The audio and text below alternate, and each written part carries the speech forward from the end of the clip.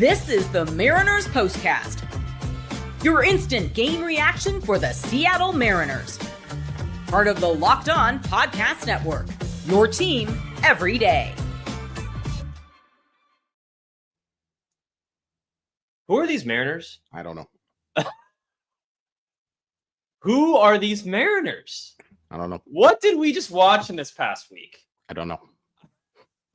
Wow. That is a massive sweep for your Seattle Mariners in so many ways. Yeah. You go, because lesser teams would have been, all right, we just won 2 out of 3 against the team with the best record in baseball. Heading into the All-Star break, let's just count our chickens, be ready to go. And kind of folded that last game of the series. But no, the Mariners multiple times, kind of behind the 8 ball, could have easily just like, yeah, we'll ride this one out. We still got the series win. But no, they do not. They do not do that. And this offense looks legit right now. When you have Randy doing what he's doing, when you have Julio playing in MVP form, and Cal still somehow, even though it seems like he's cold, he's getting on base like 3 times a game. It's just crazy. Yeah. I don't know, man. The pitching still hasn't been elite by any means, but your offense is just carrying you right now, and it's great to see. Honestly, like it's so great to see. This is the Mariners Postcast. My name's Anderson Hurst. That's Christopher Crawford just to my left. We're going to talk about Gilbert's start. Good today. I still have length concerns because that's kind of been his thing this year. I'm going to ask Chris about that. We're going to talk about this offense, though. It's going to be the main story of the day. Julio, my God, one of his best games I've ever seen him play, if I'm going to be completely honest, just overall. I know he just hits 1 home run, and he's had multiple times where he hits the 2, but the fact that he walks twice, has the dart thrown from center field to get Gleyber at third, like there's so many different parts of his game that were just on it today. And we'll do our unsung hero. I don't see an unsung villain in this one unless you really want to be negative Nelly, but I'm feeling positive right now. So Chris Crawford, initial thoughts on the Mariners sweep of the Detroit Tigers. I liked it. I thought it was pretty fun. I thought this was pretty fun. What's interesting is in a game like this, and by the way, I think the final score's a little misleading. I thought this was probably the best overall baseball game that I've seen the Seattle Mariners and another team play. Like this was a thrilling postseason adjacent game. You know, totally. it had that vibe. And, you know, part of that is because the Tigers really trying to avoid that sweep there and manage that game like they were trying to, you know, avoid it. Most everybody's trying to avoid a win, but you guys know what I mean. There was a sense of urgency there. And that's what's so cool about winning that game is that the team with the best record in the American League had a sense of urgency. You had just won 2 straight and you still come out on top. I thought Logan Gilbert was fantastic today. I thought the offense had some really good moments. There were also 2 moments in this game that I've talked about. I haven't had the remote throw yet. Oh, that we were ever so close to the remote throw on 2 moments today. But still coming out of this with a win, heading into the All-Star break with momentum, blah, blah, blah. I'm not sure how real that is or not, but you see the ceiling of this team. The ceiling of this team is good. Yes. I don't know what the floor of this team is. And you know who knows what the floor of this team is? Absolutely freaking nobody has any idea what the floor not of this Dan Wilson, is. Not Jerry DePota, not Justin Hollander. They have no idea. Nope, not Julio, not Big Dumper, not the starting rotation. Nobody. None of them have an idea what the floor of this team is. But you see the ceiling. Yeah. When you sweep teams in their home park that are playing as well as they were coming into it, you have a high ceiling, and that's pretty cool. Yeah, I'm totally with you there. I think this team borderline, if it's playing, if it's firing on all cylinders, if you're getting the Julio that you have right now, if you have Cal from the whole first half of the season, Randy somehow is flying under the radar, man. But he just keeps having clutch AB after clutch AB. Yeah. So fun to watch. When you have 2 of those 3 guys playing at their full capacity, let alone all 3 of them, I don't know, man. I know we just got swept by the Yankees. Sure. But like you said, that's kind of a misleading sweep. I think it is too. Were the better team in the 3rd game at least.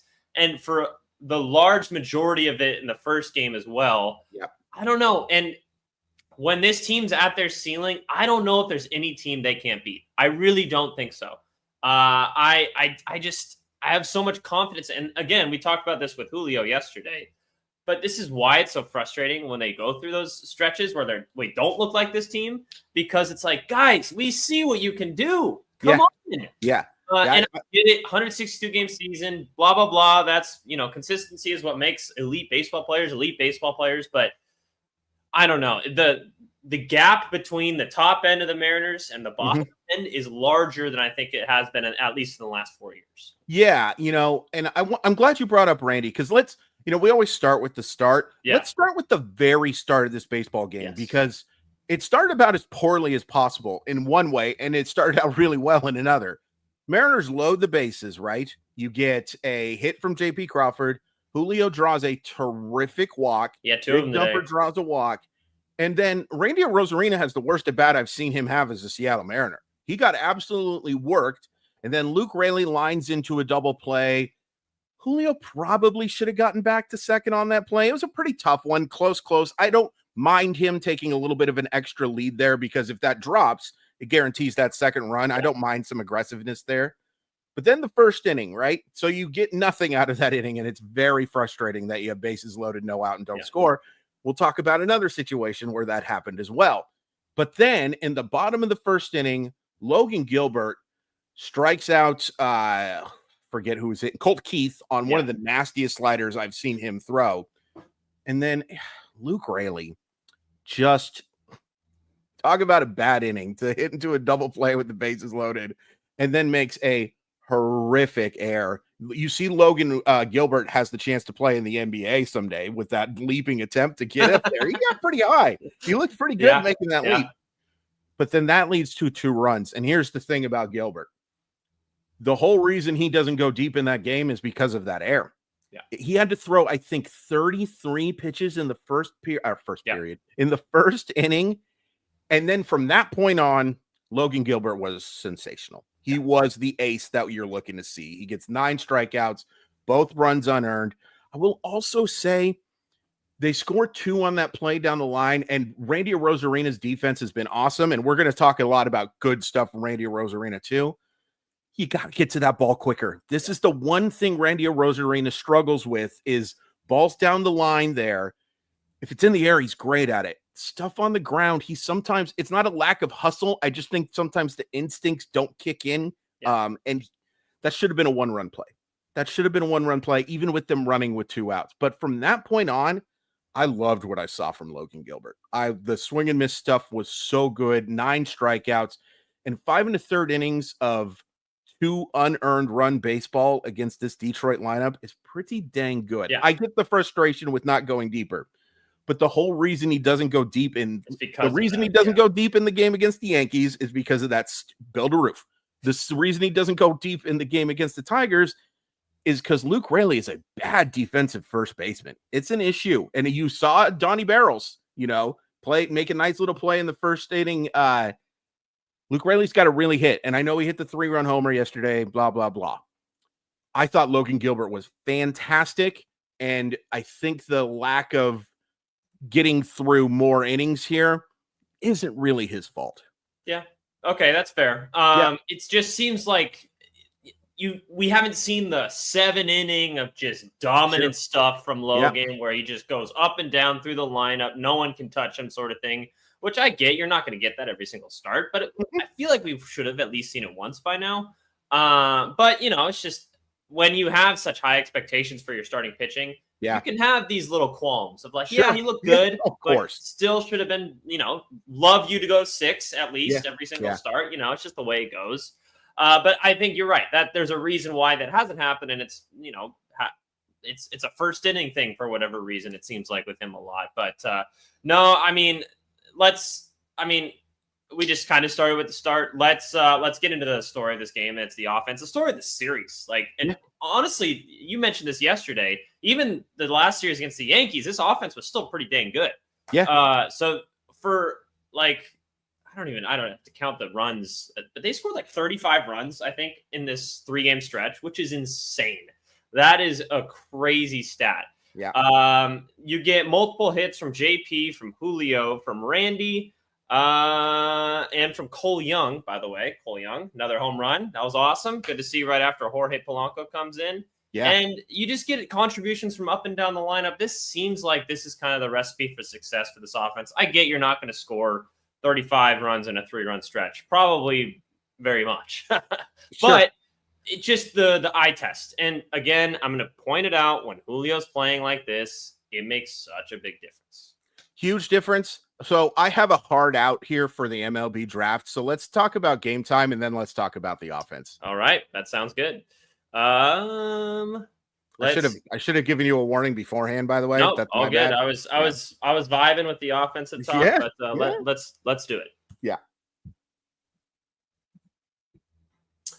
We've all been there, logging on early and waiting forever for concert tickets to go on sale, only to lose your spot for a show you've been dying to see. Live music should be about making memories, not dealing with the stress of ticket shopping. Mm-hmm. That's where Game Time comes in. Game Time makes getting concert tickets faster and easier. Prices actually drop as it gets closer to showtime, and you can save up to 60% off with their killer last-minute deals. Yeah, I think sometimes we forget there's a lot of sports you can get tickets for, or lots of non-sports that you get tickets from. And that's nice to see. Like, you just have Game Time. If you want to go see a concert, if you want to go see a MLB game, if you want to go watch an MLS game, you can find it all at Game Time. It's nice to have that convenience. Take the guesswork out of buying concert and show tickets with Game Time. Download the Game Time app, create an account, and use code LOCKEDONMLB for $20 off your first purchase. Terms apply. Again, create an account and redeem code LOCKEDONMLB for $20 off. Download the Game Time app today. Last minute tickets, lowest price guaranteed. All right, I know you got to get rolling here pretty quick, but just give me your overall thoughts around this offensive performance for today in the series. It's awesome. It was so awesome to see. And the big thing for me here was, Julio apologist coming to go get his collection here. But the big thing for me is not just the homers. And homering in 3 straight games is awesome to see. The walks. Yeah. These 2 free passes, and they're not on, pitches way outside of the zone. He's laying off some tough pitches, laying off some fastballs at the top of the zone. He's seeing the baseball really well. And we saw a semblance of that over those 3 games where he had the 3 games with the extra base hits. The results in those other at-bats were not good. Yeah. Well, now the at-bats are just good. The results are just great. And one of my favorite things about the Julio game today, too, was 2 things. Number 1, he just misses that homer on the pitch before, right? He lines it into left field, and I think, if you're Jack Flaherty, you're thinking, oh, I got him. I got him because he's going to be looking there. So I go outside. Nope. Julio Rodriguez is that freaking strong, and he goes the opposite way for that homer, right? The second thing is he does have one bad result anyway. He works with a runner on second base because of a horrible play by Austin Meadows. He strikes out on a pitch down the middle of the plate. He works a 3-2 count, but it doesn't work out. He doesn't take that at bat with him. The very next at bat he has is a walk that sets up the bases loaded situation for Randy Arozarena. Yep. And this is my favorite thing about Julio Rodriguez. He doesn't take at bats with him on defense. And now we're seeing that he's not taking them with him at the next time. He is saying, hey, I'm good. I've had success in this league. I know if I stay within myself, my natural talent is capable of beating anyone else's natural talent. And you saw that in those at-bats. That at-bat that he had in the 8th inning, I believe it was. Yeah, the double. The 9th inning was the double. The 8th inning's the free pass before. Yeah. So good. So good. Yeah. And this is awesome. If you want to say, hey, why isn't he like this more often? Go for it. Totally. You're not wrong. Totally. He is not above criticism.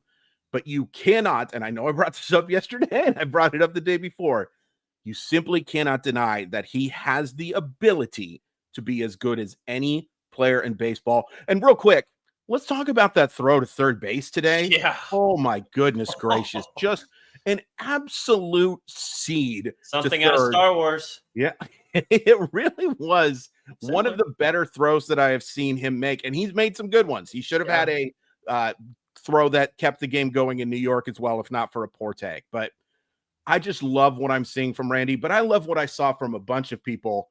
I'll just give you my unsung hero right now. Okay. Jorge Polanco, man. Coming Yeah. off the bench, Go ahead, Jack. How about that? It's easy to forget because you score 3 more runs afterwards. Yeah. But that's a huge moment. Huge. By the way, Tommy Kinley had an ERA of 1.77 coming into July. His ERA was 34 for the month of July coming into today, and he gave up 3 runs without getting anybody out today. So I think that ERA probably he needs the All-Star break. Because that's a good pitcher, like one of the best changeups in all of baseball. But the Mariners had a good approach against it, right? Like you saw Polanco ready to unleash on that pitch. Yes. Cole Young, I've never seen him hit a baseball that far. Like that was absolutely mollywopped. And then JP Crawford draws that walk. Okay, I know I'm talking a lot, but I want to get these out of the way. There were 2 moments today that absolutely crushed me. So Gabe Spire could have easily been my unsung villain today. Very easily. Because, he gives up the homer to Riley Green. Riley Green's a really good baseball player. I'm not going to be hate on that too much. To let that runner steal third base in that situation was one of the worst examples of one of the worst teams at holding runners in all of the sport. Yeah. Like, they're so bad at it. The fact Big Dumper's throwing percentage isn't like -6 is a testament to how strong his throwing arm is. It was Mitch Garver behind the plate. Oh, it was Garver behind the plate. Yeah. That's right. Yeah. Well, here's what I'm saying, though, is that the fact Big Dumper throws out a lot of people, it has nothing to do with the quick work of the pitchers. I'll tell you that much. Like, the fact he throws anyone out tells you how strong that dude's cannon is. The other moment, so Randy Arozarena gets that double, a terrific piece of hitting. He is on one right now. Yeah. Such a fun player to watch. But then you get bases loaded, nobody out. Great decision, by the way, for Negron not to send Big Dumper on the Mitch Garver attempt at a sac fly. By the way, good at bat from Mitch Garver too. Yeah, like, hey, you worked a count, you got the ball to the outfield, did your job, just wasn't deep enough. Shout out to him for that homer as well. Yes, exactly. But doesn't get the run home. Yeah. Dom Canzone on a Will Vest who could not find the strike zone whatsoever. I know the contact was pretty hard at 97 miles per hour. You can't hit into a double play there. No. You just can't. If you swing at that first pitch, you had better hit a ball into the gap or at least a fly ball that's going to score the run, right? Yes. That was bad. And that was a reminder that Dom Canzone, who's been great, fantastic, almost said the other word there, since getting called up, there's still some work to do. That almost cost him the game, but it didn't. It didn't because Jorge Polanco and I'll give you my unsung hero also real quick. I'm sorry. I know I'm talking so much and someday you're going to get to talk again too, Anders. Maybe. We'll see. My unsung hero is a guy who gave up a run, but Casey Legamina doing a fantastic job after coming in for Logan Gilbert and getting those big 2 outs. I thought Casey Legamina did a really nice job today.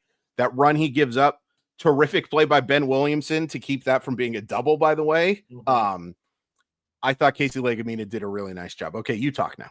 Finally. Jeez, man. It took you long enough. What do we got here? Who had the over for 2.5 minutes at once? Because that went way over.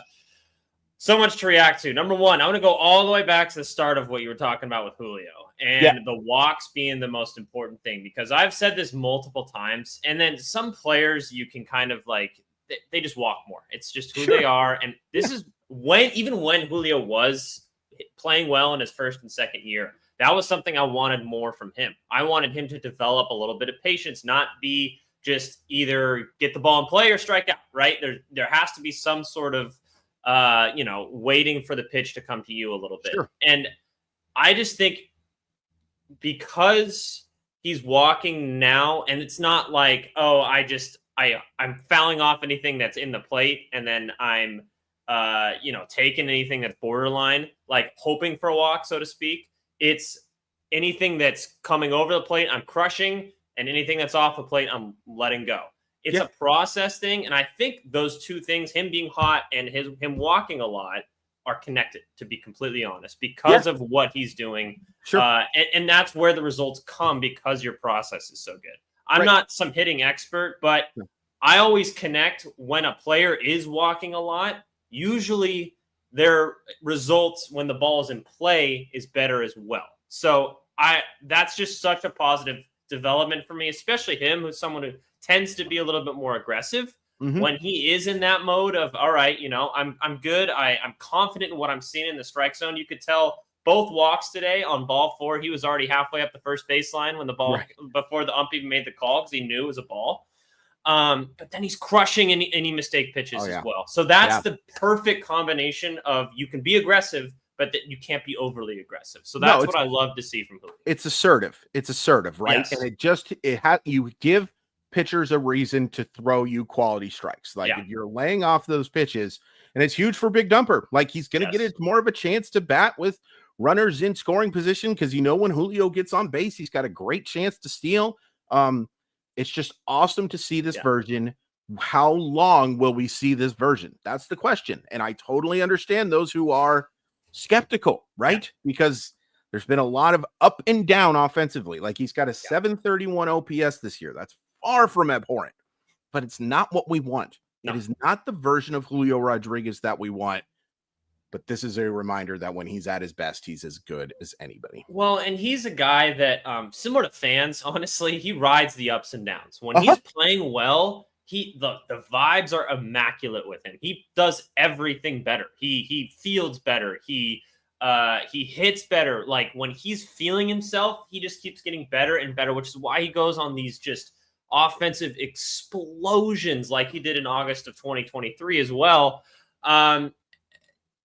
Quick question. Do you think the All-Star break is coming at the worst time for Julio Rodriguez? Or do you think it's actually like, hey, you know what? You know what you can do now. Take your rest, figure it out, and then come back and continue this to the second half of the season. I think you could argue both. I think you can argue it's coming at the best time because he's going into the break with confidence. And I try not to be patronizing here too. It's not like, oh, good for you, buddy. You finally figured it out. No, this is a guy who's been a top 10 MVP player twice as a 22 and 23-year-old. Okay.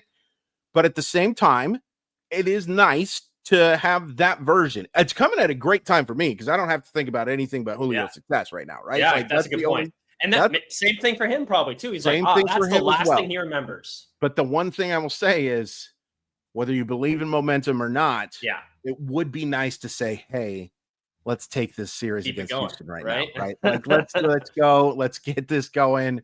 Because the way they play, they can beat absolutely anybody. But that's a really good question. All right. Let me just overall offense talk here. Just a couple more minutes, I promise. But when you look at this offense, this lineup right now, the guys that I feel confident in, JP, Julio now, Cal, Randy, Polanco, Canzone, not to that point just yet, but he's been hot. Sure. Even Cole Young, he's starting to figure it out. That's 6 guys. Yes, it would be nice to have a 1 through 9 where you feel confident in right now. And the Solanos, the Garvers. Garver had a good game today. Luke Raley hasn't been great since coming back. There are holes, but in this lineup for sure. But it looks so much better now. And the 2 guys for me that make the biggest difference, obviously Julio, we talked about that multiple times, but it's Randy and Polanco. Yeah. Those 2 guys, if they're playing to their potential like they are right now, it makes this offense so much better and so much longer. It makes a massive, massive difference. And now we're starting to see the vision that those who constructed this roster had when they added those guys. Absolutely. Yeah. And I still don't think, I know Dipoto and Hollander have made trades, particularly Dipoto, that have not worked out. Of course they have, especially when you're a volume trader, to be sure. Boy, if he was doing trades on a website that doesn't sponsor us, he would be paying a lot of fees, the amount of moves that he has made in his career.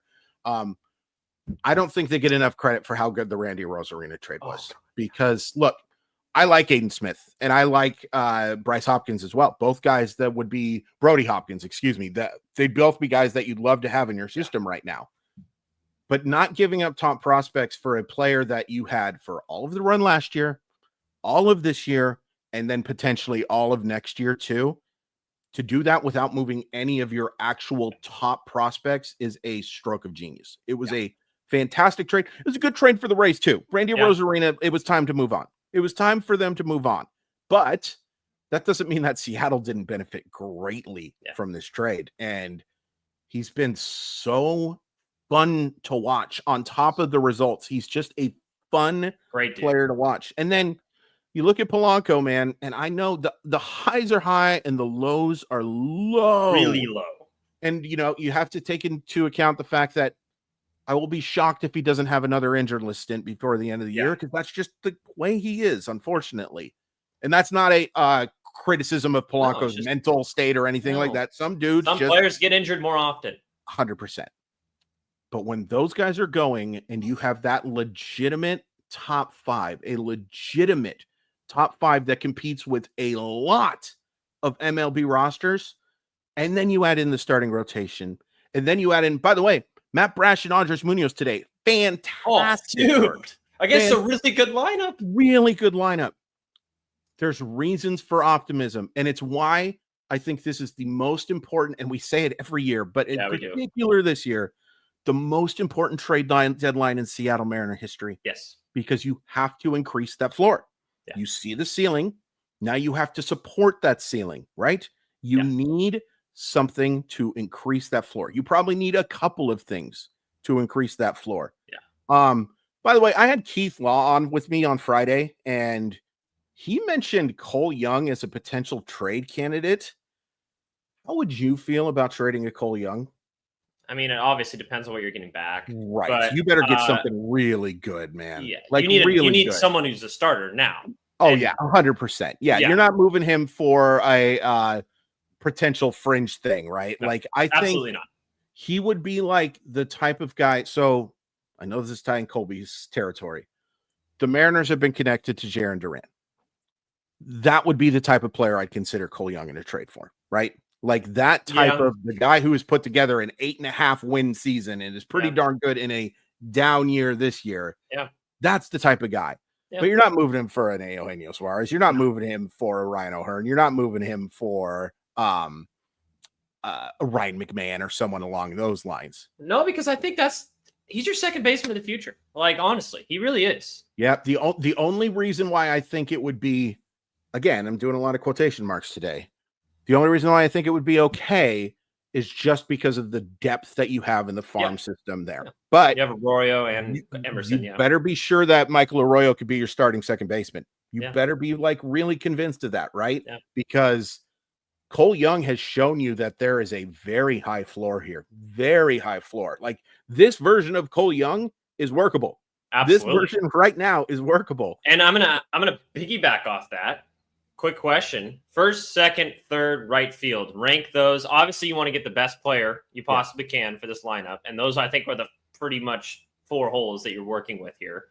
Rank those in terms of which do you think needs the most fix?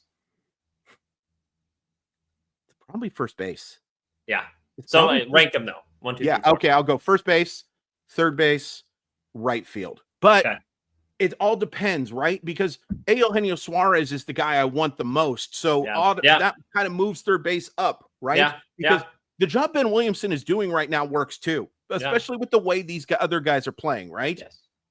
You're just getting so little out of first base right now that I think you agree. have to put. And here's the other thing. The fact that a Josh Naylor is readily available, the fact that a Ryan O'Hearn is readily available, and some other guys as well should be available by the time we get to the deadline, I think that adds to it too. Yeah. And here's the other thing. Not a single player we've mentioned, sans Duran, is somebody that you have to give up top prospects for. No. Just not. That's not the way it works. But I know a lot of people really want Josh Naylor, and I would love it too. But go get both. Go get both.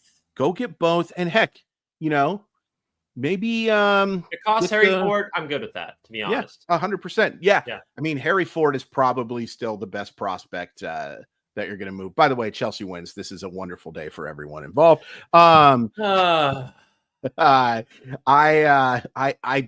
just think that what you have watched today, and it all ties back to today. Yes. Watch today is a concrete example of why you know what your ceiling is. Yes. But now you've got to support it with the floor. 100% agree. That's a great way to end this. Great way to end the first half. We have a few days off, obviously. Yeah, no thanks Mariners everybody game so until... much for tuning in this first half, man. It's been so fun, and we're excited to continue and give you episodes that are way too long. Yeah, we're supposed to be 10 to 20 minutes. Here we are, 30-10 and counting. We were 35 yesterday, so it's even better as long as I don't talk for 4.5 minutes about stuff. You got anything that you could talk about for 4.5 minutes? No, because I don't want to get in trouble. Okay. I'm just excited. Like, this is a great note to end this first half Beautiful. on, guys. Like, I live and die by the Mariners nowadays. It's the first team I ever loved as a kid. It's just I would be the most emotional I've ever been and I'm a huge Seattle sports fan all the way across. Mm-hmm. I cried when Argentina won the 2022 World Cup because of personal connections there. Any sort of playoff run would be so magical for me. And I really think they have a chance this year. I really think it's looking good. And I realize I'm going to go up and down and I'm going to say, sell the team and everything when they lose. But it's just, that's what being a fan is. And that's what we're here to do for you guys. We're here to hang out, just vibe with you guys right after each game. And it's so much fun. I love this community. You guys are awesome. Chris Crawford's my guy. I really enjoy doing these postcasts with him. And, hopefully we're talking about continuing this momentum when we get back. First game back on against Houston is Friday, correct? That's correct. Friday, okay. Saturday, Sunday against those lovable Houston Astros. Yes. Enjoy the All-Star break, guys. Go have fun. Watch the game. Watch your Mariners. Hopefully Munoz gets in there. Hopefully Wu gets in there. Would love to see Randy do in the All-Star game. Would be so much fun. But we'll talk to you guys again on Friday. Enjoy the break. I don't know. I mean, obviously you guys have real jobs and stuff, but it's a little break for us. So we'll talk to you guys then. Last word, Chris.